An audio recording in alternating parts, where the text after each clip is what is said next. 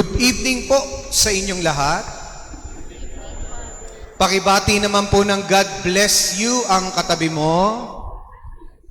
God bless you po. Pakibati po ang Panginoon ng masigabong palakpakan. Viva Maria! Viva la Virgen! Viva Peña Francia! Palakpakan din natin ang huling gabi ng Inang Peña Francia sa ating parokya. Hayaan niyo po na turuan tayo ng Birheng Peña Francia ngayong gabing ito at napakagandang paalala ng ating Panginoon sa kung papaano maging tunay na alagad niya. Alagad na marunong magpakumbaba. Alagad na sumusunod sa Kanya. At ang Inang Maria, Birhen ng Peña Francia, ay magtuturo sa ating kung paano. Una ay ang salitang manto. Pakiulit nga po. Pangalawa ay ang salitang makanto. Ang huling salita ay ang mahalagang salitang matuto. Pakiulit po. Ano yung unang salita? Pangalawang salita, panghuling salita.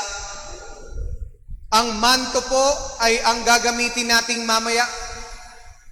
Bagamat maaari niyo pong haplusin ang Inang Peña Francia, pero pinahiram tayo, gaya ng nakita na ninyo nung nakaraang actually last month pa po iyon, September, magpapalukob po tayo. Ano namang saysay nun, Father? Bakit hindi na lang yung damit ninyo ang siya magpalukob sa amin? Ano ang saysay noong manto ng Inang Peña Francia? Ang damit na iyon ay siyang binigay ng mga pamilya sa Bicol at prinosisyon noong fiesta. At sa dami ng dasal nung prosesyon na iyon, ang daming himalang nangyari. At hindi madamot ang Diyos. At kapag nilukuban ka noon, hindi lang yun basta damit. Amen. Yun ay karanasan ng libo-libong Bicolano at mga deboto ni Peña Francia na taon-taong dumadalaw sa atin para sabihin sa iyo, may himala pa. Para sabihin sa iyo, yumuko ka muna. Ang hirap pong magmanto kapag taas noo kahit kanino. Mamaya, kapag magpapamanto ka at hindi ka yuyuko, takpan ko yung mukha mo. Tulungan mo naman ako. Lalo ka na kuya, matangkad ka. Yumuko ka mamaya. Paglapit natin, muko. Yakapin ka ng nanay at sabihin sa iyo, gumaling, lumakas, mabasbasan. Bulong mo sa katabi mo, huwag mayabang. Mga minamahal, yun ang pinakasimpleng nais iparating sa atin ng Panginoon. Ang Diyos natin ay nais kang pagalingin. Ang Diyos natin nais kang tulungan. Ang ating Panginoon nais kang lapitan. Pero kung ikaw naman ay mayabang, ang pinakamahirap pagalingin ay ang ayaw talagang magpaalaga. Amen. Kaya't mga minamahal, halina. Aminin natin na yumabang naman talaga tayo minsan. Aminin na sumobra naman tayo kasi nga naman, pinaghirapan naman talaga natin ang estado natin sa buhay. Subalit kapatid ko, tara, saan ba papunta ang lahat ng iyon. Halina, tignan mo muli ang kinatatayuan mo dahil ang pagpapakumbaba ay hindi ka para ipahiya. Ang pagpapakumbaba ay para yumuko at makita mo, nasaan na ba ako? Ano na ba narating ko? Ayoko na ba? Ang galing ko na ba? Ang galing mo? Matanto mo kung nasaan ka at kung anong mabuti at doon tayo mag-usap sa kabutihang meron ka sa buhay na ito. At pag doon ka nagsimula, bagamat nakalimot ka, muli mong maibabalik na ang nagpapagaling at ang pinakamagaling sa iyong buhay ay si Jesus. Dahil pag yuko mo, andun din pala siya, nakayuko din, kapiling mo. Amen. Palapak mo, Panginoon, na handang yumuko para sa iyo. Mga minamahal na guluhan ng mga alagad, susundan ka natin, Panginoon, pero paano? Naglingkod ang Panginoon. Huwag mong tawaging guro. Huwag mong tawagin munang ama. Huwag mong tawaging taga-turo. Anong ibig sabihin nun? Yun na yung mga iniiwan ng Panginoon kung papaano. Ibig sabihin, magpaturo ka. Ibig sabihin, magpaalaga ka. Ibig sabihin, ang pagpapakumbaba ay ang hahayaan mo muli sa pagkakataon na ito. May pagkakataon ka din naman, magkakaroon ka din ng oras. Pero sa pagkakataon na ito, kahit nga ngayon, sigurado ako, hindi na mauulit. Kapag nakalimutan mong magpakumbaba sa dapat nagpinaparaya, mawawala ang biyaya. Makita mong muli ang Panginoon na nagbibigay sa atin ng panibagong pagsasaayos sa buhay. Paumanhin po, alam ko po naguluhan kayo ngayong pagsisimba, lalo na po yung mga sanay na nandito sa kanan. Naguluhan kayo, no? Naguluhan. Pagpasok nyo sa simbahan, hindi nyo alam kung saan kayo papasok. Kaya madalang lang pumapuno kasi itong lugar na ito. Tapos parang sumasabay pa sa araw ng mga kaluluwa. Parang ang dilim ng simbahan. Father, kasama ba to sa theme? Hindi po. Oo, talagang dumilim lang. Kasi, inaayos. Pero meron ka ng pasulyap-sulyap kung gaano magiging maliwanag. Amen. May mga sulyap ka ng matatanto mo, may liwanag din pa galing sa dilim na yon. Amen. At yun ang punto ng nais ng Panginoon sa pagpapakumbaba mo, sa pagyuko mo. May liwanag at mayroong nakaabang upang ituro ang Diyos sa iyo. Amen. Sabi mo sa katabi mo, matuto ka na. Magtanda ka na. Sabi mo sa katabi mo, magtanda. Palakpakan mo ang pagtatanda. Ayan. Ay, ingatan mo yung salitang yun, ha? Dapat may letter G. Pag sinabi mong matanda, sakit nun. Magtanda. Napakagandang salita nun, no? Nagtanda ka ba?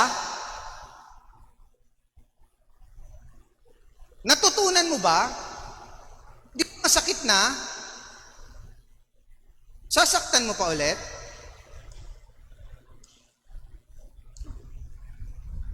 Halos 10 simbahan po ang pinuntahan ng Birhen ng Peña, Francia. Palakpakan muli natin ang pagdalaw ng Birhen. At ang dami pong testimonies na gusto ko pong ipaipon sa mga kapatid kong pari. Mga testimonies na napapagaling sa paghaplos at sa paglukob ng manto, pagmamanto, at mga deboto dati na nagbabalik ngayon. May kwento po ako ng isang deboto. Sabi niya, Father, pinagaling po ako ng Birhen ng Peña, Francia noong 1990s. Ay, sabi ko, tagal na nun 90s. Pinagaling kayo tayo? Opo. Nagkasakit po ako sa baga, Father. Gumaling po ako. Makapangyarihan po ang Birhen ng Peña, Francia. Nagpapasalamat po ako at palapit siya ng palapit. Nakikipag-usap kami at habang humaharap siya, naaamoy ko yung amoy sigarilyo siya, lumalayo ako. At lumalapit pa rin siya, Father, gumaling ako. Oo. Alam mo yung amoy sigarilyo, parang lumalayo ka. Tapos, sabi ko, gumaling ka na tay? Talaga? Ba't amoy sigarilyo pa rin? Binalik niyo ulit? Alam niyo sabi? Di ba, Father? May himala ang Diyos. Sabi ko, may himala ang Diyos, pero kailangan mo ring kumilos.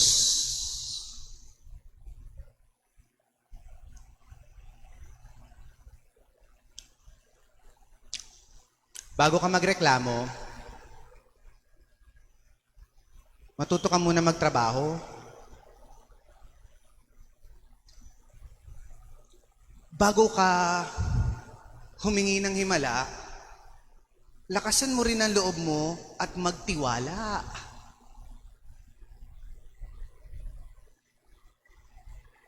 Binibigyan ka ng pagkakataon upang lakasan mo rin naman ang loob mo. Sa mga pagkakataong binibigay sa iyo, hindi lang yan para sa iyo. At katulad ng Panginoon nating minamahal mo, iyay para makuha mo na ito'y paglilingkod. Sapul nga kami dito, lalo na kami mga pare. Huwag kayong patawag na ama. Isa lang ang inyong ama. Mga naghahabaang damit, mga gustong umupo sa luklukan. Kaya nga po sa liturhiya, mapapansin mo kaming mga pare, lagi kaming yumuyuko dapat. Pansinin niyo po yan. Kapag sinasabi ang salita, gawin ninyo ito sa pag-alala sa akin. Habang sinasabi po namin yung ito ang aking katawan, yuyuko po kami kasi hindi kami dapat ang nakikita. Kapag ang ostya'y tinataas, hindi dapat kami, siya.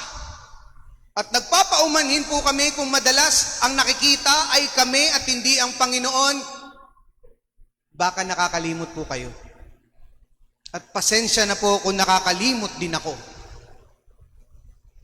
Ang sanang makita mo, si Kristo. At dapat ang sinusunod mo, ang disiplina ng minamahal ng Diyos. At dahil minamahal kita at minamahal ka ng Diyos, naghihimala ang lahat sa pagbabago ng pagmamahal ko sa iyo. Amen. Sabihin mo sa katabi mo, ikaw. Lakasan mo para magising, ikaw ang himala ng Diyos. Palakpakan niyo po ang himala ng Diyos sa katabi mo.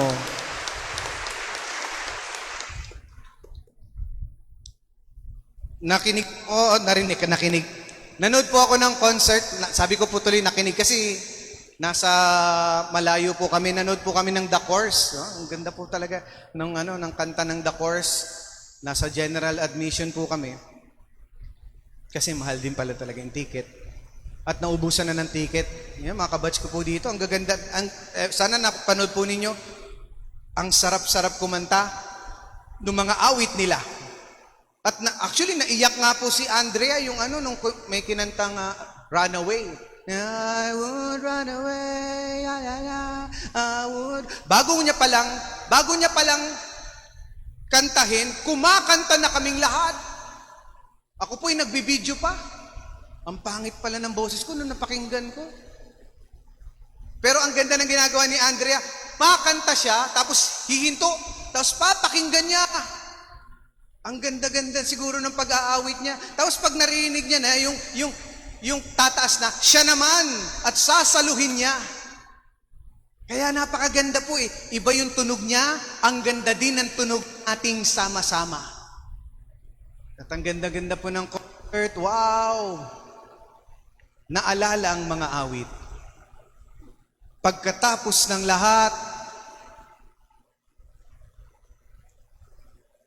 ang kalat-kalat.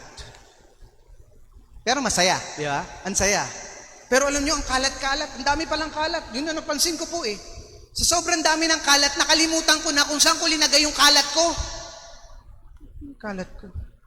Kinuha ko na lang po yung pizza. Sayang. Pero ang saya, ang daming kalat. Malilimutan mo talaga ang sarili mo. Alam niyo po, minsan nangyayari yan sa loob ng simbahan. Pagkatapos ng misang to, ang daming nalilimutan. Ang daming pamaypay. Ang daming bote ng tubig. Kakalimutan. Kapain mo yung ilalim ng upuan. May bubble gum yan. Malilimutan, nakakalimutan mo nga minsan. Ayos lang yan. Pero sana wag mong kalimutan pagkatapos ng misang ito na magpakumbaba kay Kristo. Na sa paglabas mo doon, hindi ka niya iniiwan sa loob, sinasamahan ka niya palabas. Na yung nakuha mo naman ditong maganda, wag mong ipagdamot, kundi iharap mo, lalo na doon sa mga kinaiinisan mo. At magbabato sa'yo ng salitang, nagsimba ka pa naman. Pero balikan mo sila ng ngiti at ipaalala mo sa kanila, si Kristo ang aking kasakasama. Amen. Pakipit nga po, manto, matanto, matuto. Viva Maria. Viva. Viva la Virgen. Viva. Viva Peña Francia. Viva. Palakpakan mo ang ating Panginoon.